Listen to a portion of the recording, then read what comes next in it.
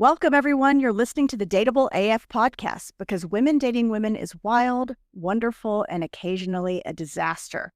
I am your host, Dr. Sarah Kyle, a therapist in private practice. And I'm a co-host, Rachel Howell, a researcher extraordinaire and a single lesbian dater.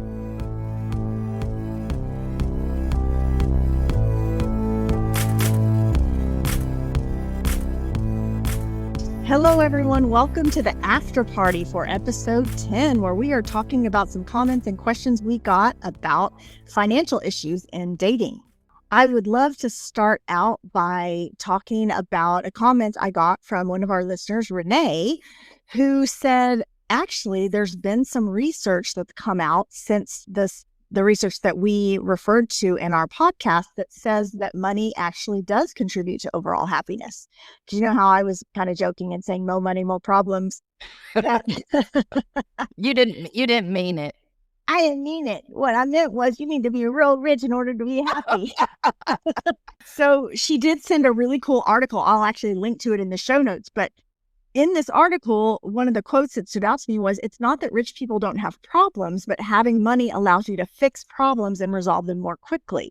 So I think that does actually tie in with what we said, that the lack of money can definitely cause unhappiness. I don't think money in and of itself makes people happy, and I'm stand by that. I might have to dig deeper into the research, but I just know I work with a fair number of high net worth folks that are not super happy. I don't think the money's making them unhappy. I just think that they're unhappy for other reasons and the money doesn't actually fix it.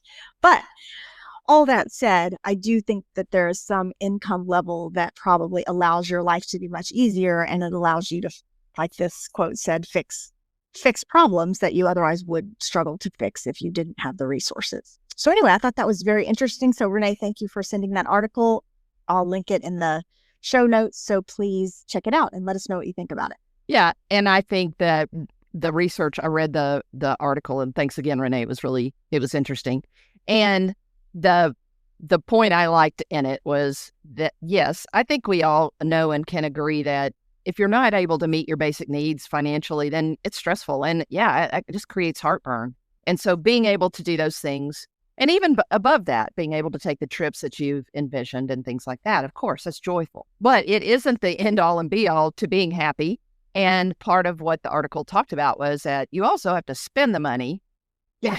Just squirreling it away because, spending the money is allowing you to travel and surround yourself with nice things. And those are the things that are contributing to your happiness. It's not just having a big pile of money in the bank.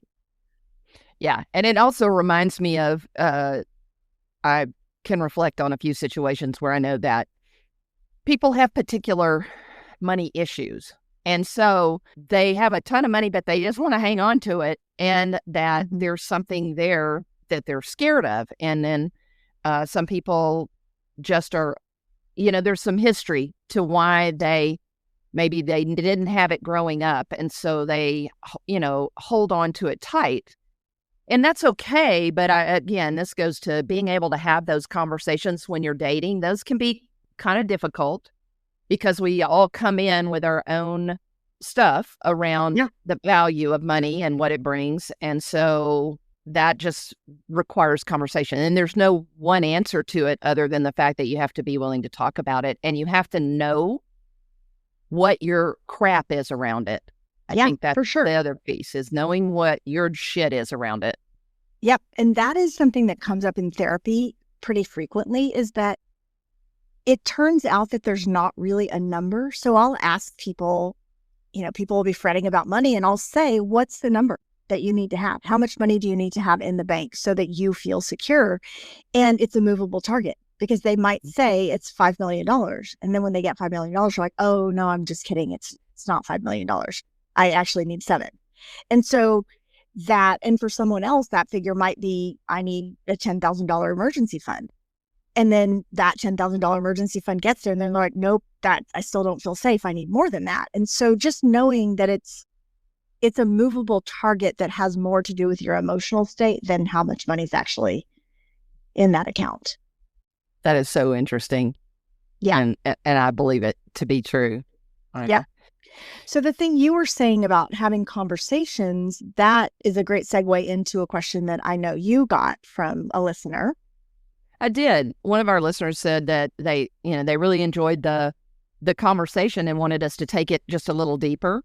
And they were curious about at what point do you actually start divulging information about your assets, and then the idea of commingling funds. So a first cut response on that is that I do believe that those conversations are small along the way, that I don't think that you're going out on a third date and that you should be laying out your bank account. Bring your balance sheet to the... Yeah, exactly.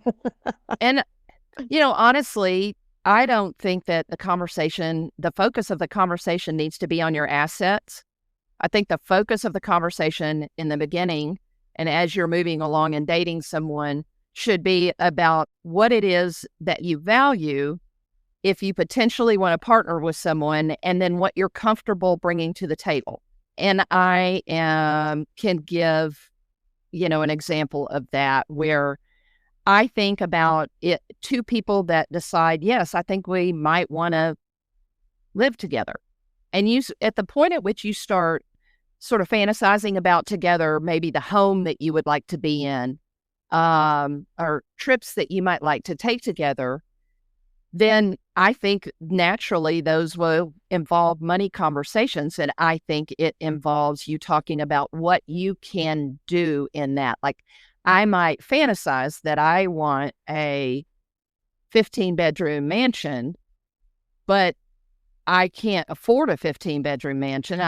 And that conversation for me would be about, I feel comfortable with my home only taking X amount of my income. Yeah. Because I still want to travel. And in order for me to travel freely, my home can't consume more than X amount of my income. Yeah. Those conversations are great. Yeah. And so now I'm not saying, hey, I have, $5 million in assets. I've got CDs and I've got gold coins. I think you begin to talk about what you're comfortable with if you're really thinking that you might want to merge your life in some way. Yeah. I don't know. What are your thoughts? I think that that's a great idea, that the focus should be on values more than it should be on finances, especially at the beginning. And like you said, if you're talking about moving in with someone, then of course you're going to have to talk about expenses and what kind of expenses you each want to take on. And that's going to occur naturally. The other part of this question was about the commingling of finances. And I have worked with tons of couples over the years, and I will tell you that there's not one right answer to this question. That some people go all in and they put everything together, and some people literally never put a dime together, and other people do some version of, something in the middle of those two things. And I don't think there's a right or wrong way to do it. Right. And I think you just have to be willing to talk about those things. And I will put right out there for my standpoint. I've known since, and this sort of that stuff you bring in as a little kid, you bring to whatever, is that since the time that I could remember wanting to be independent, I've always wanted to be financially independent. Yeah. And that no matter what relationship, whether at the time, if I didn't know that I was a lesbian, even the thought of if I was ever going to marry a man in any traditional sense, I always thought to myself, I am always going to have my own money in the thing. And so I have always had my own money in the thing, and also shared the home, the expenses, and all of those. So like you said, there are hybrids, but I am willing to and that's something I'll talk to somebody straight up about it. If I feel like we're moving in that direction, there's no reason to have that conversation if you're in the casually dating. Right. But if you are moving in that direction, then I would say it now, and I think I'll say it till my dying days, that I will always have something that is my own money. Yeah, I don't think there's not a right or wrong about any of that. And so I think that the time to divulge it is, I would say, slowly along the way as it becomes necessary, but keep your focus more on values than finances. Yes. Then it all kind of works itself out anyway. And then one last thing I might say about this is, I do think some people that enter relationships where they have more money wrestle with if someone is coming to the table with less money. And again, I don't think there are couple of major things that I think you just have to tease out there, and then it just doesn't have to be that hard. And that is, if you have the money, decide what it works in your value system in partnering with somebody, and the investment in it that feels good, the emotional investment and the financial investment. And you just stay firm to that and see where it meets the other person that is also going to have to come to the table with their financial investment and their emotional investment. And if those two things don't meet, both people need to be coming to the table with something. Right. It may not be finances, it may not be material, but both people need to be bringing something to the table. Otherwise, it's not a reciprocal relationship. So I agree wholeheartedly on that. Anyway, well, it was really fun to get comments and questions about this topic. So keep sending them in. And as always, we want to thank you for listening to the Dateable AF podcast, where we help you find your happy ending. Remember, be bold, be kind, and for the love of queer dating, don't text your ex. Stay Dateable AF.